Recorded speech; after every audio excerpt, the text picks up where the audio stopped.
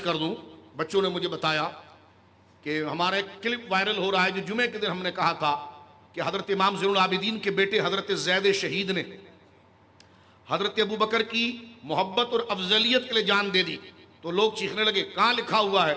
میں نے کہا میں نے حوالے کے بغیر بات اس لیے کی گئی تھی تاکہ آپ چیخ کر بولیں لکھا ہوا کہاں ہے۔ میں نے کہا جمعے تک زندگی رہی نا تو آپ کی گھر کی کتابوں سے بتاؤں گا، یہ آپ نے خود لکھا ہے۔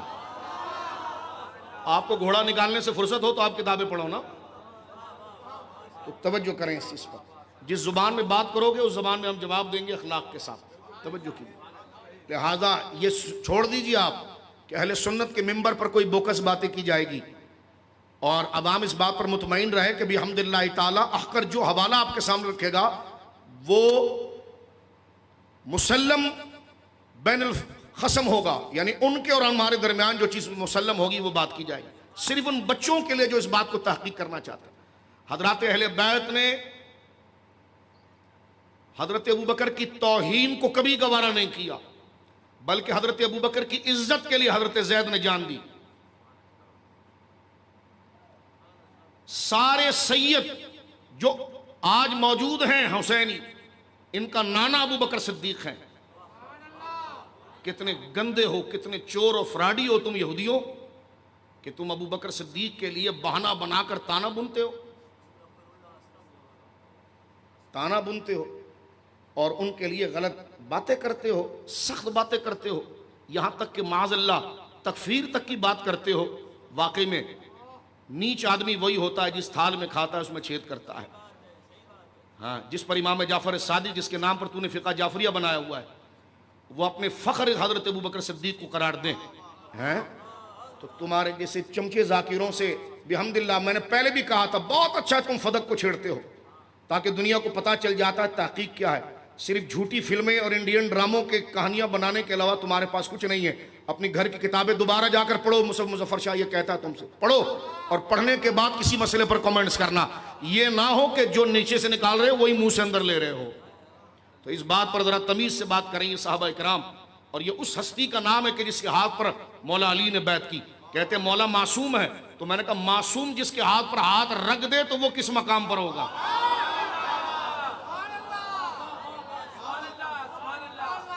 کہتے جی معصوم سے کوئی خطا، اہل سنت کا نظریہ تحفظ کا ہے، محفوظیت کا۔ مولا مرتضیٰ رضی اللہ تعالیٰ عنہ لا یحبک، آپ سے محبت نہیں کرے گا، یہ جو قرآن نبی پاک صلی اللہ علیہ وسلم نے ارشاد فرمایا، جس کا خلاصہ میں عرض کر دیتا ہوں آپ کے سامنے کہ جو حضرت مولا مرتضیٰ کی شان اور عظمت ہے۔ فرمایا لا یحبک الا مومن ولا یبغضک الا منافق۔ فرمایا علی تیرے سے پیار نہیں کرے گا مگر وہی کرے گا جو مومن ہوگا، اور تیرے سے بغض وہی رکھے گا جو منافق ہوگا۔ میں نے کہا کیا بات کر رہے ہو؟ علی نے بیعت کر لی ابوبکر کے ہاتھ میں، حسن نے بیعت کر دی معاویہ کے ہاتھ میں، تیرے منہ پر ہاتھ مارنے کے علاوہ بچا ہی کیا؟ جن اہل بیعت کا تو نام لے رہا تھا اس امام حسن نے تو خلافت دے دی حضرت معاویہ کو، جس کا تو نام لے رہا تھا انہوں نے تو بیعت کر لی حضرت ابوبکر صدیق کے ہاتھ پر، تو کس علی کا نام لے رہا ہے اور کس اہل بیت کا نام لے رہا ہے؟ تو ان کے راستے پر چلنا جس کو تو اپنا شافع سمجھ رہا ہے، قربان جاؤں سنی پر، سنی تو بک گیا ہے پنجتن پاک کے قدموں پر۔ انہوں نے اٹھا کر ابو بکر کے قدموں میں ڈالا تو سنی ان کے پیچھے چل پڑا، انہوں نے اٹھا کر معاویہ کے قدموں پر ڈالا تو سنی اس کے پیچھے چل پڑا۔ ہم نے الگ سے ذرا سوچیں اس بات کو، آپ خود سوچیں اس بات میں ناراض ہونے کی کیا بات ہے؟ جب وہ سارے اس طرف جا رہے ہوں، حضرت سیدنا امام حسن کا پورا لشکر تیار ہے لیکن وہ لشکر توڑ چھوڑ کر معاویہ کی طرف جا رہے ہیں، تو کیوں بھاگا ہے؟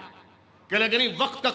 کا تقاضا تھا اس لیے خاموش ہوئے۔ تو میں نے کہا تو بھی بکواس نہ کرنا، تو بھی خاموش ہو جا۔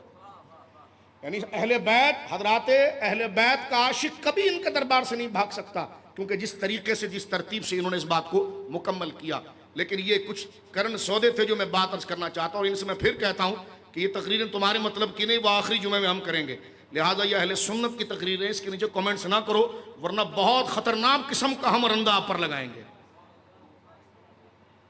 کیونکہ ہم وارث امام محمد رضا کے شاہ عبدالعزیز محدث دہلوی کے، تو لہٰذا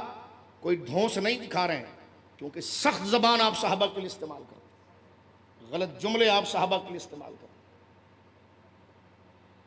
ہم قتل و غارت گری کرنے والے، گردنیں کاٹنے والے لوگ نہیں، لیکن حضرت ابو بکر صدیق کے خلاف بات کر کے ملک کے نظم کو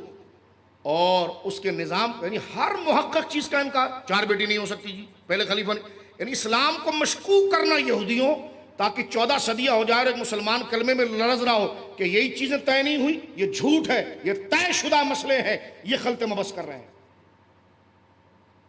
یہ طے شدہ مسئلے ہیں، اس پر قرآن گواہ ہے، حدیث گواہ ہے، مولا مرتضیٰ کی پوری زندگی گواہ ہے۔ عثمان غنی نے مروان کو دے دیا تھا فدق، تیرا باپ بھی نہیں ثابت کر سکتا، اور تم نے اگر یہ بات کر دی نہ بیٹھا تو ٹھہر کر رہنا، پھر اس موضوع پر ہم یہ بات کریں گے آپ کے ساتھ۔ اتنا بڑا جھوٹ صحابہ کرام رضوان اللہ علیہم اجمعین پر کچھ نہیں ملا تو کہتے جی فدق مروان نے دے دیا تھا۔ میں نے کہا بیٹا دور کی کوڑی لایا، میں نے تقریر میں چھوڑا اس لیے تھا کہ تو بھاگ اور دور کی کوڑی لا، اور میں نے دیکھا تمہارے پاس اس سوال کیا، جب میں نے یہ سنا تو میں بہت ہنسا، میں نے کہا اتنے بڑے قم میں یہی چم تھا۔ لہٰذا یہ ہمارا وہ اسٹریٹ فارورڈ تقاضا تھا جس میں ہم نے گفتگو تھی۔ سنجیدہ لوگ سے میں معذرت چاہتا ہوں کیونکہ یہ تقاضا بھی ہمیں اختیار کرنا پڑتا ہے، کیونکہ نوجوانوں میں ایک طبقہ ہے جو اس مزاج سے حق کو سمجھنا چاہتا ہے، لیکن ہم نے اس کوئی جذبات میں آ کر کسی چیز سے باہر نکلنے کی کوشش نہیں کی۔ اب آئیے اس چیز کی طرف۔ میرے دوستو بزرگوں،